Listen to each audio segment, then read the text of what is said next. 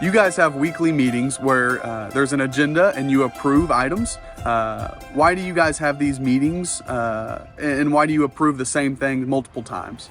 So Tyler must have gone to a couple of meetings, because I've been in a couple of meetings, Abby, in which I'm like, okay, enough of this. There are a lot of recurring items on an agenda. Can you kind of tell us that, maybe to prep some people who haven't been to meetings, of what are some of the repetitive things that you have to do in a meeting, and why are they even important?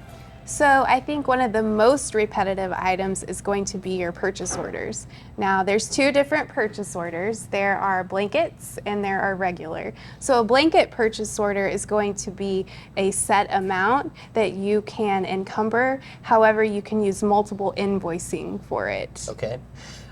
So that's a good organizational answer, and I want to unpack it because there's a lot to it.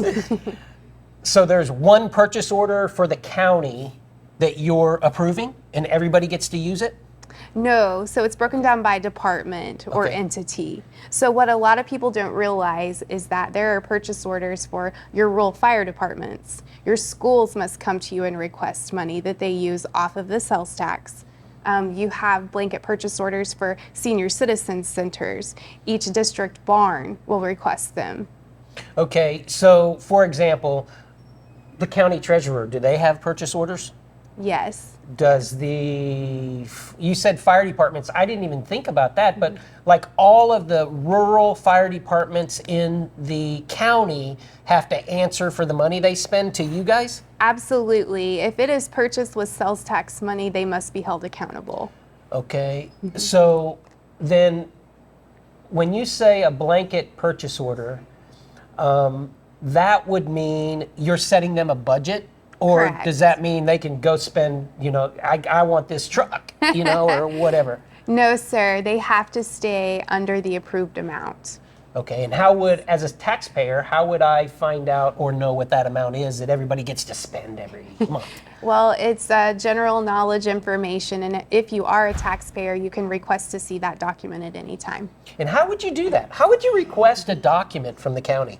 So I would go to the county clerk's office Yes, ma'am. and just request to see it. You can see all of the posted agendas, all of the minutes from the previous meetings, and you can request to see any document that we carry that we have. And that's done at the county clerk office? Yes, sir. That's cool. So recurring POs for all of your department happens every week, pretty much? Yes, sir. Or every month? Every week? Every week. And then what else happens every week or every month? I think it's every month. You guys have to pay people, and this is totally different, right? Yes, so you have to pay people. However, you cannot prepare for a natural disaster, much like the one that we just had. That's why we choose to have our meetings weekly. Now, there are a lot of counties that just have one meeting a month. That's not feasible for Pott County. Okay, and so that means each week are you approving payroll for different entities? No, payroll is approved twice a month. So if you're a county employee, you get paid on the last day of the month and the 15th of every month. All right, so that's a good question by Tyler, and it's one that I've actually thought of as I've looked at those documents before too. We have another question coming up. You ready? I am ready, sir. We are going to be hit right now. What are some of the toughest decisions you guys have to make in your meetings? Yes, there's got to be a lot of tough decisions that you have to make in meetings, not just check this box, check this box, not to make light the purchase orders and those things. And touching on that, because of what I just said, how do you know what's being spent? Is there actual reports or something that come to you each week so you know like what was purchased? Absolutely. So we will get what's called a batch report. And so that's going to outline every check that's getting ready to be written. Even before they're written? Absolutely. Wow. Okay. So is that part of the tough decisions that you have to make in a meeting? I mean, that's probably standard run-of-the-mill business. Yes, that's typically standard run-of-the-mill business. So let's talk about some of the tough decisions. What's tough that you have found in your first, I guess, you've been a commissioner now for 120 days. No pressure, right? I'm going to encourage you to look at each agenda every week, because that will kind of outline something that you don't see cookie cutter, and the majority of those are tort claims. Okay. Also, I would like to point out, if you ever see an executive session, that means it's something that really needs to be discussed behind closed doors and an opinion made, formed, a decision made. I'm glad you bring that up, Abby, because it's real easy to get an agenda. All you have to do is go to pottawatomiecounty.gov or .org. But if you just type in Pottawatomie County, Oklahoma, it's going to take you right to a page, your home page. And if you scroll down, you'll see the agendas, and then you can go from there and navigate to any agenda that you want to have. Absolutely. And after about a month, you'll have the minutes for those agendas as well. Yes, sir. It's really kind of cool. Yeah. So when you say executive session and you say tort claims, what are we talking about? Because that sounds, actually it sounds pretty tasty to me. Let's discuss an executive decision first. Okay. So that means we're going to kick everybody out of the meeting, so to speak, right? And we are going to go behind closed doors without any recordings, and we are going to discuss the matter posted on the agenda with our assistant district attorney. Okay. In order to form a decision. So things could be in there like personal information that you or I wouldn't want out there for everybody, for the public to see. So that's what an executive session consists of. Okay, so executive session, when that happens, I know that that's going to be a tough decision, but also I know that it involves some private information. Absolutely. That you get your counsel together and you get advised and you can ask questions back and forth. And a lot of it is the legality. That's why your assistant DA is in there with you. So that you don't do something that you shouldn't do. Absolutely. And you do the right thing. Absolutely. Yes. Okay. Well, what is a tort claim? So a tort claim is anything that you're going to file basically requesting reimbursement of some monetary value.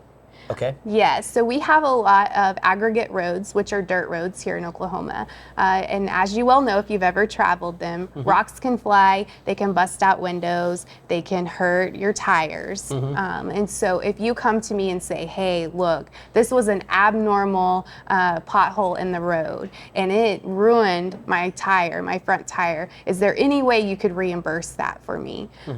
What the commissioners are going to do is we may table it until the next agenda, because we want to go out, look at the road, we want to be able to assess the damage and make an honest and fair opinion based off of that.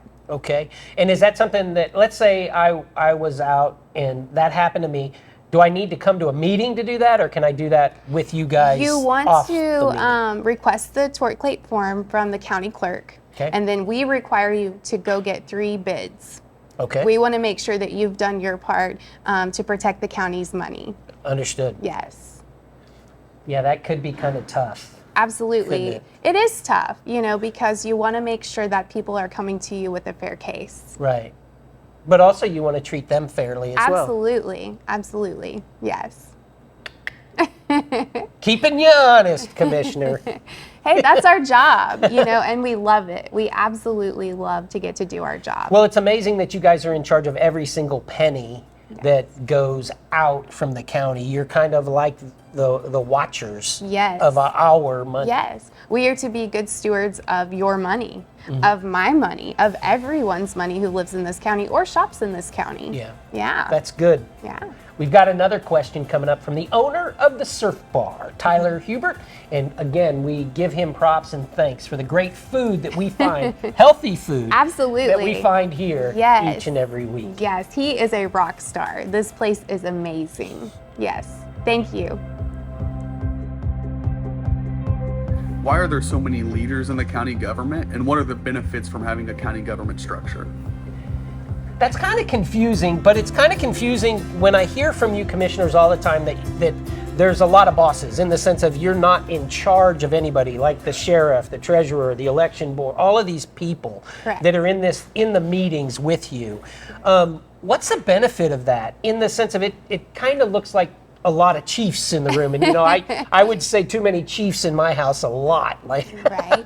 Well, I think we need to focus first on each elected official. So each elected official answers basically to themselves and the public. Okay. Then you want to make sure that each elected official is doing their job. That's where you get the Board of County Commissioners, hence why there's 3 of us, not 2. Oh. Yes. Because you have to be able to vote on things. Absolutely. Obviously. And we can all agree to disagree. Okay. So help me with that. How do you know what the sheriff is doing, or how do you know what the election board is doing? How do you know what these people are doing, or it's beyond people. I just say that because it's the top and they have the title. But how do you know what all of these offices are doing for you to be able to approve them? So each week they're required to present a report outlining and detailing what they've done for the previous week.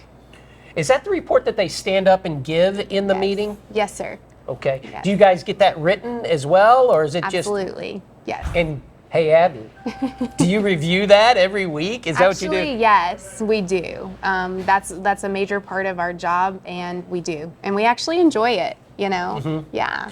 There's a lot of information that can come through those reports. Is there any way, again, for us as the public, it's one thing to be able to come to our county commissioner. Mm-hmm. Are we able to do the same thing with like the sheriff and all of the other people Yes. who we elect? Yes, each elected official, they're supposed to be transparent. That's part of your oath when you take it. And so anything you are ever questioning or any document you would like to see, all you have to do is request it. And you always start with your county clerk. I didn't know that. You always start with your county clerk. Yes. They are the record keeper of the county. Okay. That's interesting. Yes. But, I would say, why wouldn't I start with the source? Like if I had a question about elections, or I had a question about what I thought was the treasurer. If you just have a question, yes, start within that entity. If you're wanting an actual document, think of it that way. The county clerk is the record keeper. That makes sense, and I want to encourage you. I've been privileged now to be able to meet so many of our elected officials in the Yes. county, and they're all so willing to help. Yes, absolutely. You think so too? I mean, in your do. time? I do. I've been here a very short time, obviously, but yes, they've all been very helpful.